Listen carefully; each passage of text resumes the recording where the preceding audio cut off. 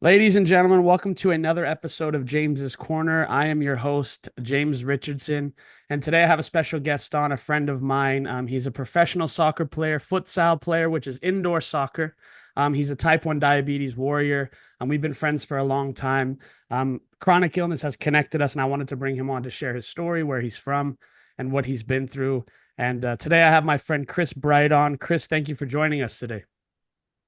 No, pleasure, mate. It's good to be on. Good to be sharing. Good to be talking. Yeah, thank you for doing this. I appreciate it. So let's start in the beginning, Chris. Just tell us like where you're from, the diagnosis of the diabetes that you have, and kind of just we'll start from the beginning if that's okay. Yeah, so if people haven't already cottoned on to the accent, then I'm obviously from the United Kingdom. I grew up in a place just south of Birmingham, so very central in England, with connections to London and Wales and families all in and around that space. So UK was where I've grown up. And I suppose the key things for me, obviously normal kid growing up, I have a connection to type 1 diabetes that my grandfather had it. So that we had an awareness of sort of autoimmune conditions being in my family. And since we've seen myself and my a cousin of mine also has a different autoimmune condition. So there is it running in the family. But essentially, my grandfather had type 1. I was normal 8-year-old running around, loved football or soccer, depending on where you are. So I'll refer to it as football, but I definitely mean soccer. Because if it's an American audience, Yeah. I'm not throwing that American football around. It's kicking it around. Um, so I was normal 8-year-old running around and come across the symptoms and things started to change. It was a late summer of 1999. My mom, who was obviously her father had type 1, spotting some of the symptoms connected to type 1 diabetes, which is often known as the four T's in the UK. So, toilet, tired, thinner, and thirst are the four T's. And they're very useful symptoms to become aware of in terms of if you see that in people, Mhm. best to get them to the doctor because they could be being going through the process of potentially becoming type 1 diabetic, and if not picked up can be fatal. In a You can go into diabetic ketoacidosis and then unfortunately go into a coma and unfortunately pass away. So there are people still to this day who miss symptoms and are unfortunately don't make it. So it's really crucial that we know the symptoms. My symptoms mirrored those, and September the 6th, 1999, diagnosed in a general practitioner's surgery office, with my mum there and seeing her get upset, not really understanding it. I was 8 years old, and you see your parents get upset, and you think, well, what is going on? Am I not going to be here anymore? Am I going to die? Mhm. And then obviously the question at that point, the answer is pretty much no, but your life is now different forever, and that became very apparent very quickly as I was basically taken from a general practitioner's surgery to the hospital, which I spent 4 days in hospital, where from then on I was injecting insulin in for from then till where I am now. And actually, since we last spoke, James, there's quite a difference now in what I'm using to manage type 1 diabetes. But yeah, at that time, injecting insulin, and I life just flipped in an instant. I was this carefree 8-year-old that ran around, kicked the football about with his mates, just went to school, and then all of a sudden you've got this chronic health condition, which if you make a mistake with, and you get the wrong amount of insulin, or you eat too much food, or you eat too little food, and you're doing this manual job of monitoring blood glucose levels and putting insulin in your body to try and match what you're eating, you Mhm. get a little mistake in there and you can cause yourself some pretty big damage and yeah, even worse. So there was a lot of then stress and anxiety which comes with managing that sort of chronic lifelong condition, which obviously I still have to this day, 25 years on. So yeah, that's probably a good overview of where the start is for type 1 diabetes, how it came about and what it is a little bit like living with it. Yeah, thank you for that, Chris. For the audience that doesn't know, can you just because people get confused between type 1 and type 2 diabetes. Can you just tell us what type 1 diabetes is and versus what type 2 diabetes is? Yeah, I'll try and give you a real sort of layman's my kind of analysis. Nothing scientific or kind of nothing backed by too many things. Obviously, I'm relatively well connected, so I understand it. Hopefully, that I can explain it enough. Um, Type 1 diabetes is an autoimmune condition, which basically means the immune system went haywire, triggered by something which we don't know is yet, with lots of research that exists trying to find out what the triggers are for the immune system to go haywire.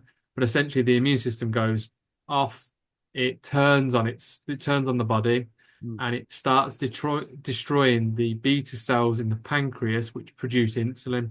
So as a result, that can happen at any point in life, but as a result, for somebody with type 1 diabetes, that occurs, and then they have to basically put insulin in their body for the rest of their life manually to replace the fact that the pancreas is now not doing a thing, not I doing see. anything at all.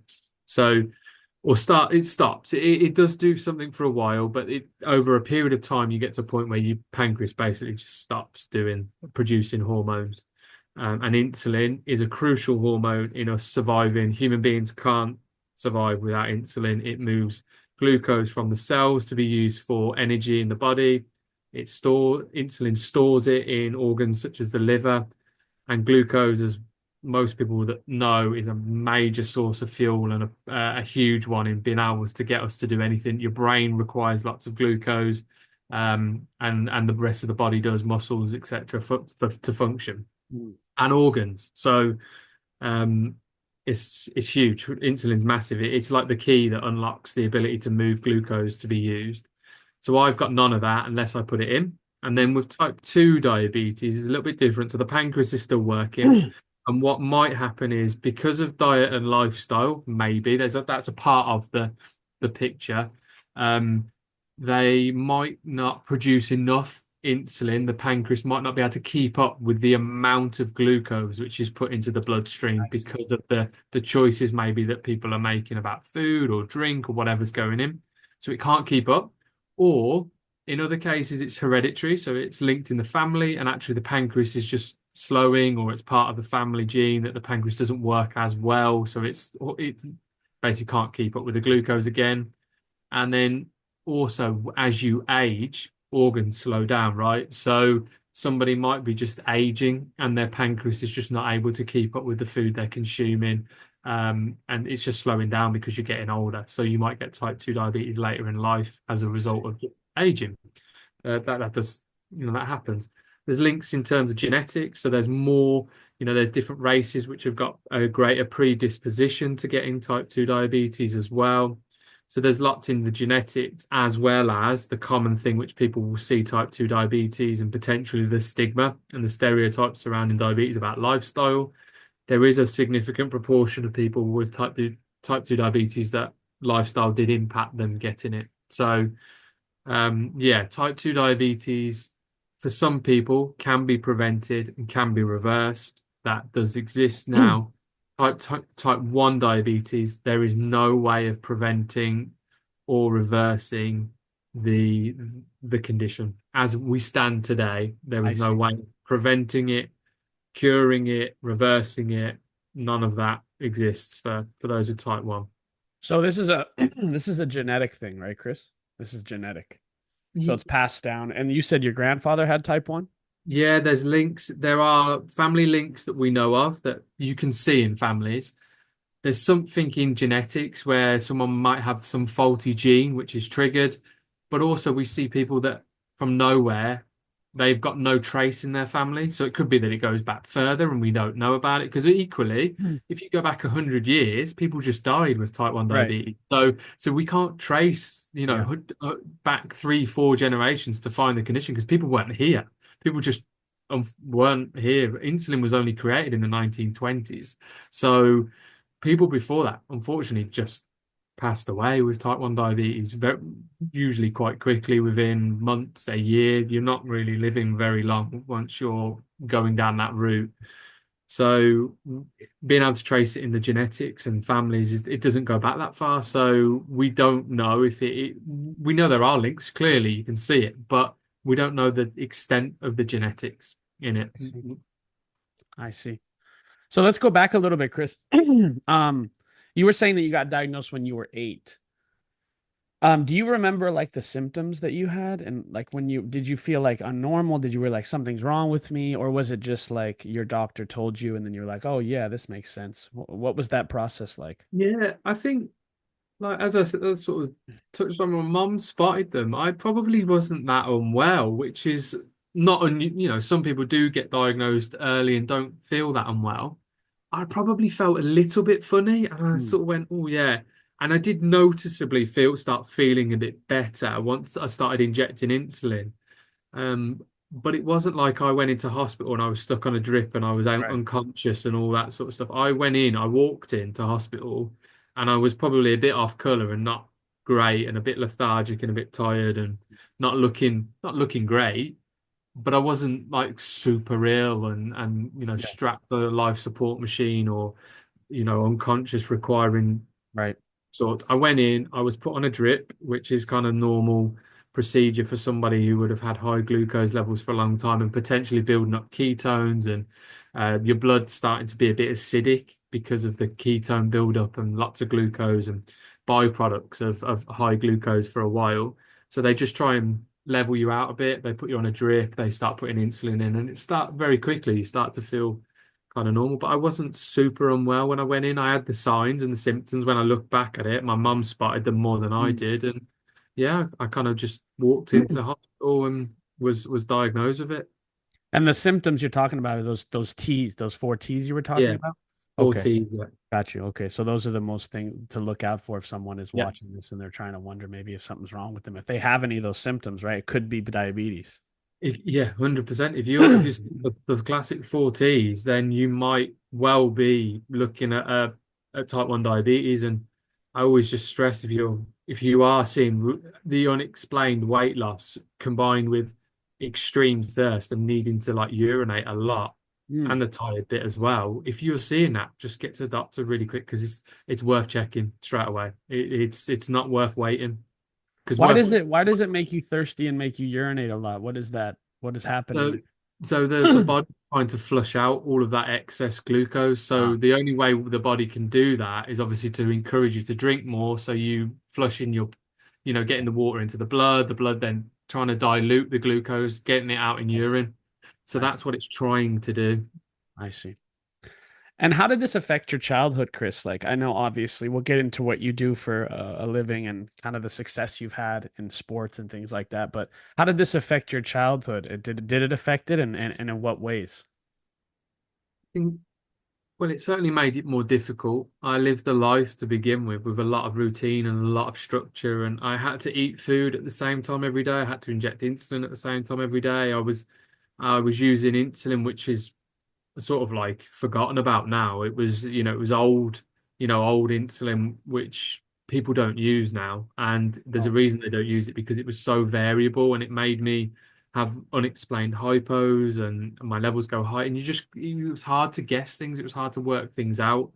And it was because of the time, it was 1999. It's mhm. 25 years ago Yeah. that the insulin then was just not as good as what they've created with science now. So yeah, there was a lot of variability. It made me feel unwell often, I would say. And also when it came to the thing that I love doing football, it meant I was very inconsistent. One week I'd be able to play really well, and then Mm, another week I'd be awful or like a shadow of myself because I just couldn't get diabetes to work. We were struggling, we were struggling to find the ways and the means to get it to work with me on match day and game day, which my family we just worked so hard to do, and it took years to get. You work it out, and then things would change, and I'd get bigger as well. Puberty changed a yeah. lot, hormones, and then also I about 14 or 15, I had a really bad episode where I almost went into a coma. And it triggered us to change the way I was managing it. We moved on to some of the newer insulins which were available because it was scary what happened to me, and we wanted to change because everyone was saying, well, this is better and this is probably going to help you not experience things like that. And yeah, we changed, and it was the best thing ever. And all of a sudden, some of the consistency was there, some of the ways of manage, sort of, I could have a bit more flexibility. I was able to play football Mm. at a level and a more consistent level. So all of these opportunities started coming around 14, 15 because I was like, oh, I can manage type 1 diabetes. There is a way of doing this Yeah. thing to tackle sport. We started to work it out as a family. We found routines and ways to approach playing.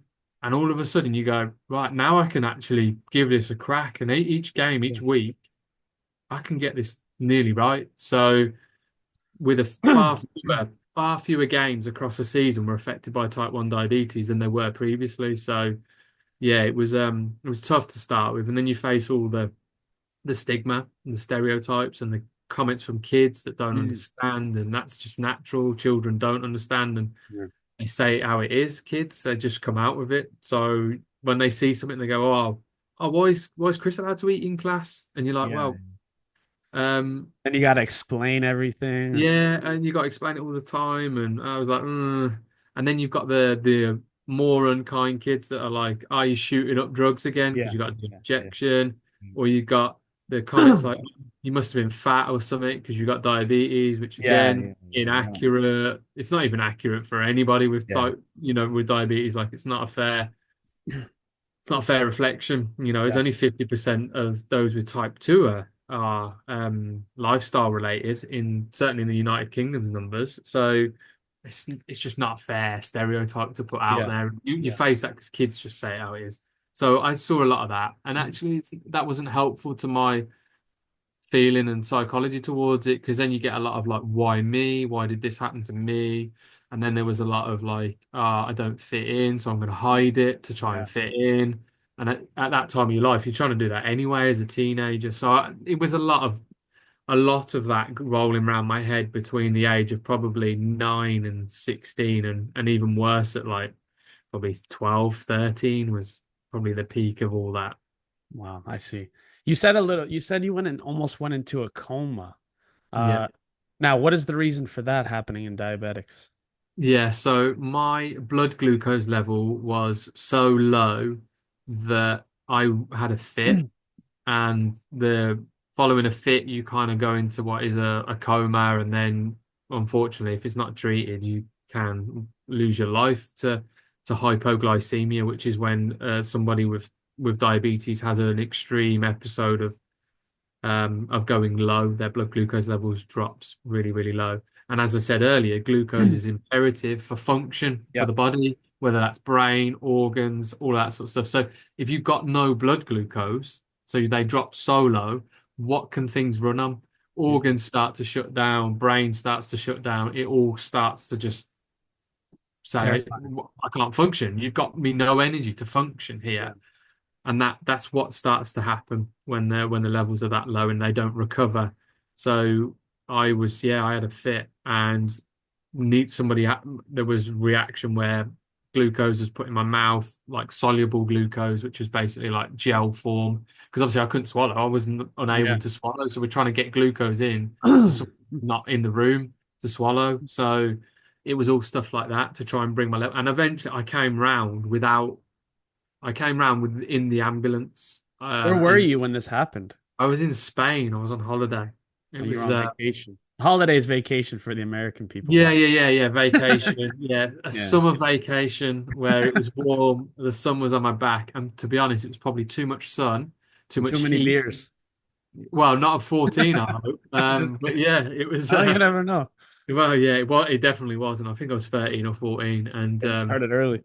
yeah, and the vacation it took it out of me, the heat. I think it was very, very hot, and actually the heat can just drag a little bit more energy out of people, and Yeah, I think that's what it did to me over a period of time. that's terrifying. And then who were you with? My parents, I was with my mum and dad and my sister at the Wow. time. So they must have been terrified. Yeah, we don't speak about it too often in my family, what the memories are from that day. Yeah. I can imagine my mum and dad have got quite vivid, horrible memories of it. I think Traumatic.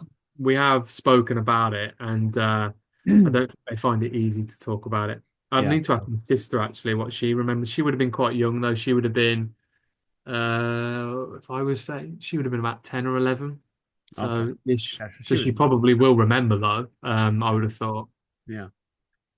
Let's talk about the process of the injecting because that's a huge thing too. Like, I don't know how, like, talk about like the first time you were told that you have to inject insulin into your body with a needle. Like, what was were you like, oh my gosh, this is awful? Or was it just like whatever for you? Because that's, Yeah. I mean, to inject yourself, I mean, how often do you have to inject yourself? Like, what's the whole process meant Yeah. to get I through that? mean, I the first time I had to do it, somebody else did it, and I bawled my eyes out. Like I was a kid. I hated needles as well, James, which is Yeah. like now, you go, how on earth? But people say, "Oh, I couldn't inject myself," and I go, and the response is, "Well, you absolutely could if it was what your life depended on." Yeah. And Yeah. that's you do get that question exists quite a lot actually from people. I've heard it a number of times. I'm like, you would be able to inject yourself if you literally weren't going to be here Yeah. If your life. without that. If your life depended on, if you hated needles and you were like phobia of them, you Yeah. would quickly find a way to try and get around that phobia because your life depends on it. And that's what it was like for me. I hated it. I cried a lot in that for the first one. That was the only time I really I got upset a bit after, but it was more like, why me? Why do I have to Yeah. keep doing this? And it was a slightly different thing. It wasn't the injection itself. The first injection was about the injection. Why I might have got upset after was more psychological. Like, Mhm. why is this happening? Why am I got to keep doing this? Yeah. But this was, yeah, I think after that, and then from that day onwards, it was 2 injections a day from the moment I was diagnosed for about 5 years, and then after that, it was 4 or 5 generally, and that's why I didn't want to move on to this new regime to begin with because it made no sense to me. I was like, why would I want to do more injections? But actually, by doing more injections, you got more flexibility. So it Interesting. gave you more for your life. But by having to do more injections, anybody else, you'd be like, that doesn't compute. Why would I want to do more injections? But actually, it made a huge difference doing more injections. So from about 14, 15 to about the age of 20, where would I be? No, we're talking like only in the last year. So to the age of early 30s, I was injecting 4 times a day minimum, probably Well, more, 4 to 6 generally on an average a day? a day. Yeah. Wow. And every time you inject, what place of your body do you have to put? Yeah, so I'd normally have done it in my like thighs and I did it in like my stomach as well. Some people do it in their arms. Some people do it in their upper buttock. Other than that, they're the most common places actually. Arm, thighs, stomach, upper buttock. They're the Oh, places most are you people still go. doing 4 or 5 times a day now? Is that what you're doing? No, I'm on an insulin pump Okay, now. that's what I was gonna say Um, because there's new yeah. technology now where you don't have to do all that, right? Well, I now wear a system where the sensor talks to the insulin pump and it does automatic stuff. But Okay, it doesn't do it without me input. So I have to input and give it information I see. and that makes it better. I could just leave it and it would keep me alive and it would allow me to do stuff, but it wouldn't be as good. But if I give it information, it's unbelievable. Like it's amazing. So Like a computer, yeah. it's like, yeah, AI. Yeah, it now makes adjustments based on my blood glucose levels and the fact that it's got ins so it's like talking to the pump saying, well, he's a bit high, drip some insulin in to bring him Wow. down. And equally, if I'm dropping low, it will say, whoa, whoa, whoa, don't put any insulin in, he's coming down low. So stop the insulin and let's see if it sort of stops going down. And It's that. it's just in your arm, right? Is it So surgically put into your arm? no, so you have to change the pump every 3 days, which is good because it's kind of like a hygiene thing, right? You don't want to Yeah. something that's stuck to you all the time. You got to change it, change sites for like hygiene and for I Yeah. guess good practice really about sites and yeah, cleanliness. So I've got a sensor on my arm, which you sort of Yeah. kind of see Yeah. the outline there. I wear that for 10 days and then the pump gets changed every 3 days. And I wear the pump in the similar places actually. I wear it on my thighs or I stick it on my lower back, which is quite a good spot So for the it. part this part on your arm here, is that just sticks onto your body? Yeah, so like when you put it in, there's like a needle which injects a tiny little thread in, and the Right. thread is like under the skin for the duration, and it's kind of monitoring glucose levels then, that thread. And there's Okay. like a transmitter thing on the top. which connects to this like that thread, and that then sends the information to your phone or your device. Wow. Wow. That's pretty. The So technology has come far, huh? Now you don't have to inject yourself times a day, which is, I'm yeah, sure that's a yeah, relief. and the finger pricks. 'Cause my only way of Right. testing my blood glucose levels for 17 years was taking blood from my fingers all of the time, like prick, prick, like day, like, and that was like 6, 7 times a day, needing to finger prick test. Wow. On football day, on a day when I would play football, it'd be like 8 to 10 finger pricks that day. Because you're getting ready for the game to make sure the Because you're glucose. trying to work it all out, trying to Yeah, make sure yeah. your levels are okay. So you're having to check more often. Unbelievable. That's a lot of work. Yeah. It's And like a that's that set full-time job, isn't it? that's the term I always say. It's like a 24-hour day, 7 day a week job that nobody ever applied for or ever wanted. Yeah. It's literally that.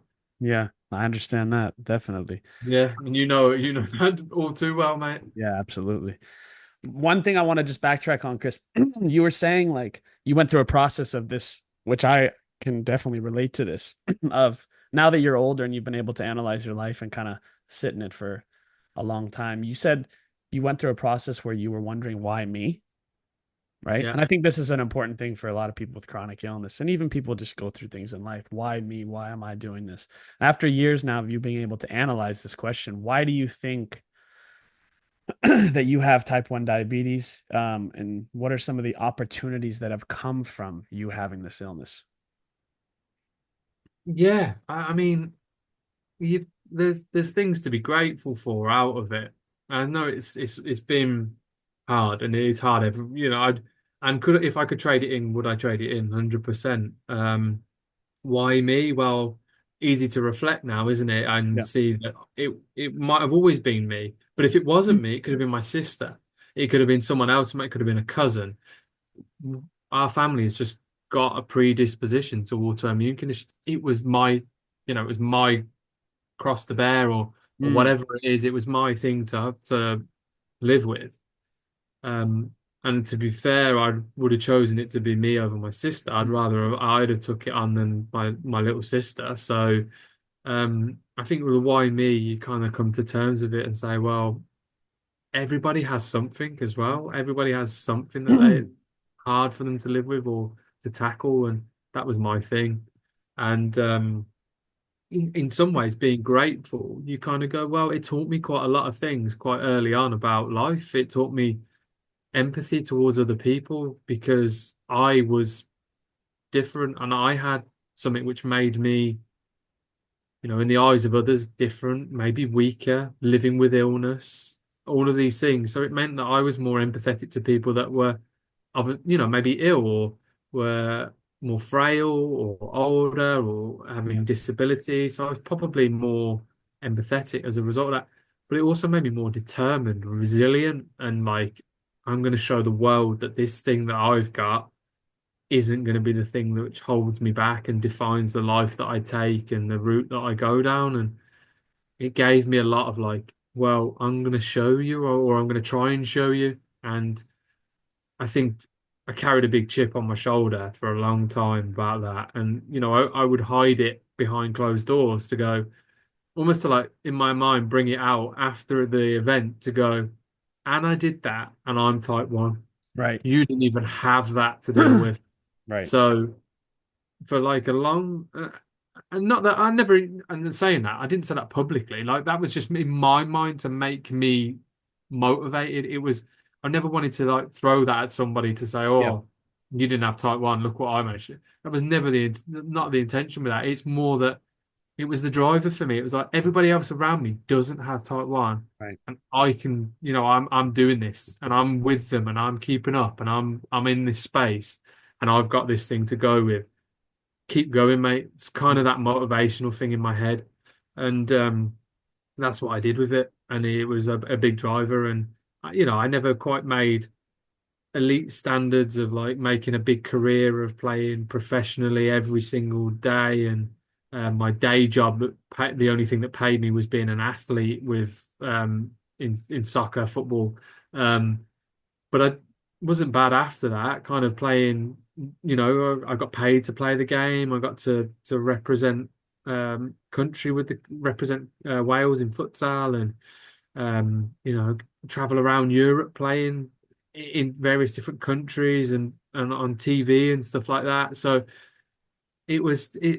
those opportunities. I might not have been as motivated or as driven to go for them had I not have been like, do you know what? I want to show the world that people with type 1 can do this. I can do this with type 1, and we're not held back by this Mm. condition. It is possible. And I wanted to do it for myself. Most of it is all of that self-drive. I wanted it for myself because I wanted to be as good as I could be in football or futsal and as a kid. And that was always the thing for me. So I just pushed really hard, and the condition probably made me push even harder than Yeah. I might not have had that drive had I not had that condition. Yeah. It's funny how the the things that people look at us that look to their eyes as the weakest thing is actually the thing that strengthens us and gives us the biggest motivation in our own lives. It's very interesting how that works because I can relate to what you're saying. Yeah. It's that motivational self-talk of like I was born to and not be able to do this, this, and this, but look what I'm doing now. And I'm maybe beating or more successful than the people that have nothing wrong with them because it gives you an extra drive. It gives you an extra grittiness to you because you have to go through the darkness. You know what I mean? And Well, that's go you got ahead. to go to the depths, haven't you? Right? You've got to sometimes it's really hard in that Yeah. whatever chronic illness you've got. You've got to really summon some strength from somewhere for some of those days that we get gifted. We wake up in the morning and we're like, oh my God, that night or whatever happened to me yesterday, or how I'm feeling now, I'm low. I am Yes. fighting my way out of bed. I'm at a bottom point, and Yeah. you have to get good at fighting from those positions and fighting from those positions, the depths of what it takes. Does stir some fire to like if you can get out of bed and you can smash things out when you face those things, it makes it a lot easier when it's going well, doesn't it? It makes it a Yeah. lot easier. When it's going well, it's like, oh wow, this is new. Yeah, this is Yeah, isn't this this is life like, oh wow, yeah, it's just yeah. swimming along. It's just Yeah. Wow, yeah, this it's is great. flying. Yeah, exactly. Where do you think you get that strength from, Chris? Like, where do you think that comes from? Because I talk to a lot of people with different illnesses and things like that. And, a lot of them are in the process of gaining the strength. And then, the ones that have gone through the dark and come out the other end of it, gone through the fire, so to speak. And where do you think, like, in your darkest days, when you're saying that it's hard to get up, and I'm sure that you're very familiar with those days, um, what makes you want to keep going and not give up? Where do you get the strength from? You know what? I probably think the driver comes from what I faced as a kid, like the why me, the Hmm. comments, the negativity which surrounded me as a kid, and some of the things which were in there, and some of they were all a bit for a while. They were kind of things that I can vividly remember. So clearly, by Yeah. the fact that I can vividly remember moments where people said something to me I clearly in my because you don't remember half the stuff which happened to you as kids. Clearly, I hold that in some way in there, Hmm. some reason. Yeah. So that reason must be to say, well, you did that. And like, again, it's not none of this is outwardly spoken, but in Yeah. my mind, it's like you said that to me, watch me go. That's the And fuel. That's the fuel you're using. yeah, so that is the fuel that constantly like is just being poured on to the fire of like watch me do it and you only can really find out and reflect on it after the years that have been when you've gone to the why am I in the gym again now, why am I running, why am I doing this, why am I when nobody's watching, why am I out doing this horrible session, it's -5 out there and I am out running, I Yeah. put a hat on and the gloves and I'm out running, why? And it's because you're in the depths of that kid who was finding it so hard and he was Mm. having a really shitty time. Yeah. You're doing it for him. You're Yeah. doing it Isn't for that's that so true? version of you So that true. was having the worst time. of Mhm. his life between the age of like 9 and 14, where his life was just like able to do some stuff that he loved doing, but his life was just flipped from what he thought it was going to be. You're doing it for that version of you, and that's what I think I now reflect on is that a lot of the things that I've done as an adult, like in the last 10 years in sport, and what I do to try and give back now, I mean, community work and some of the charities, it is literally because I vividly remember the version of me who had the worst time for a number of years. And I'm fighting to say, look, mate, we did it. It's a that yeah, that's very well put, Chris. I think that that's so important because that is exactly if you ask anybody who's successful in sport or just has made it through something, there's always that child in them with everybody. They have that inner child that is was bullied or was told they couldn't do something or felt weak and we're continuously trying to tell that little kid, hey, look at what we did. Because if we think about it when we're a kid, we have an image of our life and what we want to do with it. And then all of a sudden you're thrown off track because you have this illness that has no there's no control. Like you don't have any control. And letting go of control is really important too, because I tried to hold on to control for a long time, but I couldn't because there was no way of controlling the illness. I needed to deal with being sick before I could deal with anything else.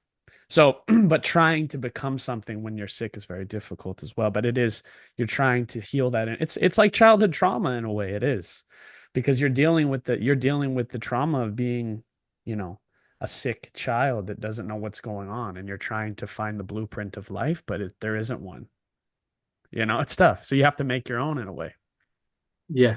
And only when I can look back now at sort of where I am in my mid 30s and go, it Yeah. makes sense. I can make it make sense to myself now that I'm doing it for me, but the version of me that had such a torrid Mm, time and coming to terms with living with a condition which at the time was like it was awful. It, yeah. it, it just was awful.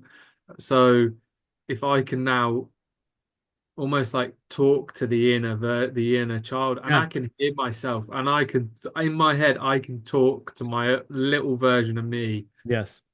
and it's quite like you can feel emotional Oh, talking to that absolutely. It's little very version emotional. of me, Very emotional. going like We did it. we did something that you would have been proud of, mate. That Exactly.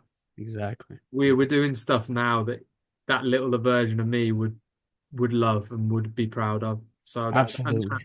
that vision of what he would want is a lot of what helps me in my day to day steer the direction of what I try and do or what I try and help with. And yeah, it's powerful. Absolutely. Well, let's talk a little bit about what your inner child would be proud of. Let's talk about what you've accomplished. Let's talk about you've said you've played soccer for money. You played professionally. You've traveled all over the country. Maybe when you were younger, when you got the diagnosis, maybe you thought maybe this wouldn't have happened, right? Maybe this would be the thing that would stop you from accomplishing these goals. So let's talk about the goals that you have accomplished, what you do, Chris, because I think it's quite impressive with the illness that you have and what you have to deal with, what you've accomplished and pushed through. Let's talk a little bit about your accolades in sport, what you do for your community, and all those things. Can you tell us that? Yeah, I can try and remember a few, I guess. There's a lot. There's so many you forgot. But no, well, no, yeah, saying that like that, I I'm mean, just yeah, kidding. it's I didn't mean it to say like that, but it's No, no, it's true though. it's there's yeah, I mean, I'm really proud of the international futsal stuff, playing for Wales, Explain to getting people what futsal is, Chris, because people know what yes, soccer is, but what is yeah, futsal? yeah. So futsal was like a five-a-side version of the traditional game that you see played all over the TV on grass, 11-a-side. So it's like the official five-a-side version of that. It's kind of played into like hockey-sized goals or handball goals, if people are more aware of that. Kind of got similar-ish rules to basketball. Kind of there's basketball rules in there. There's obviously handball rules in there, and obviously mostly predominantly football rules in it, and it's really big in certain parts of the world, huge in Europe, in parts of Europe, professional leagues across the globe. big base of people playing it, and then just a little bit smaller in some of the other. It's relatively well heard of in the States. Futsal has played quite a bit across the United States. USA team are pretty useful in futsal as well, and yeah, played across Europe.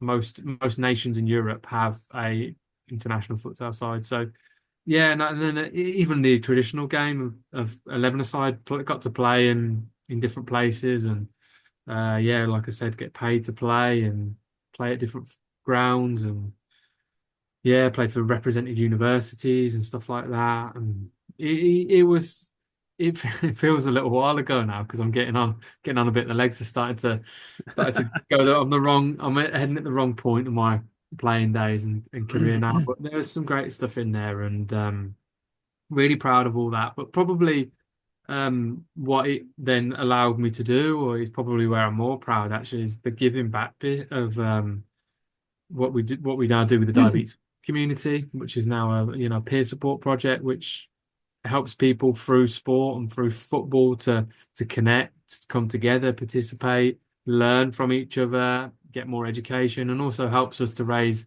the education bar out there for the mainstream as well for diabetes in football. So really proud of all that work. That's probably one of the best things. And there's a few things which come out of the back of that, and playing in tournaments representing the UK and our all type 1 diabetes futsal squad in the European Futsal Championships for people with diabetes. So there's actually a like a football, or if you want to call it futsal tournament across Wow. Europe with European nations involved, which is amazing.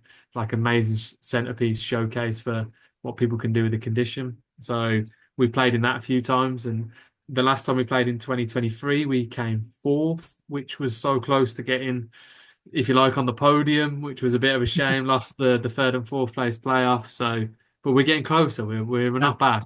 So yeah, really proud. But that's a part of a project. I mean, the stuff we're doing now, bringing parents and children and our whole community together to get support from each other, and seeing other kids meet other kids with type 1 through football. Wow. Again, like I said, the inner child in me would love that. So Yeah. part of the reason why I do that is because it's like that's the thing that would have helped me so much.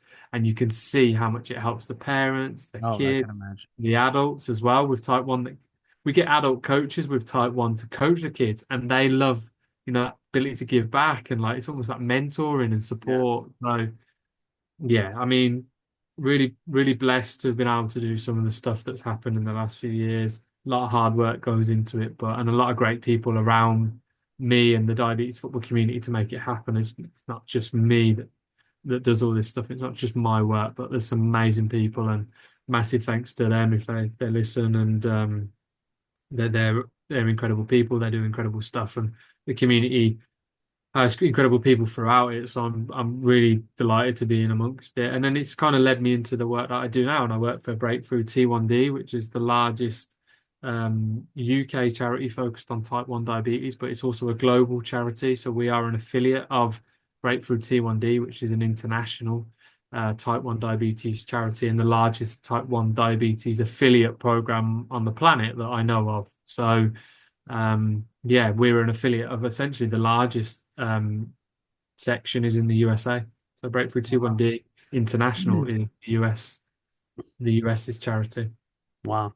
So it's been now it kind of fulfills your entire life in a way, right? You got diagnosed and now your entire life is fulfilled with helping your community, being involved in it. You even your career is connected to it. Like imagine, Chris, if you wouldn't have been diagnosed with type 1 diabetes, how different your life would be now.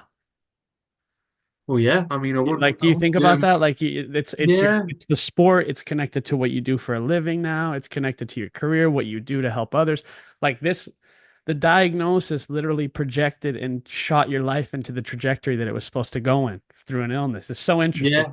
Yeah, I mean, you can look at it loads of ways, can't you? But with it's given me a direction. It's Yeah. given me a steer of what I was going to do, and actually, it's to give back to the challenge and to try and face the challenge that I had head on, and Mhm. make it easier for other people that Yeah. have faced the same challenge. And I wouldn't have had that shining guiding light in my world had I not have been in some of the darkest Yes. places because of the condition and some of those really hard moments between 1999 and probably 2005. These are the dark days, the which, and as they say, out of the dark shineth the light, cometh the light. So you can kind of link it to all of that. But Yes, if someone offered me the chance to take it away you and would. my life to have gone in a completely different direction, I probably would.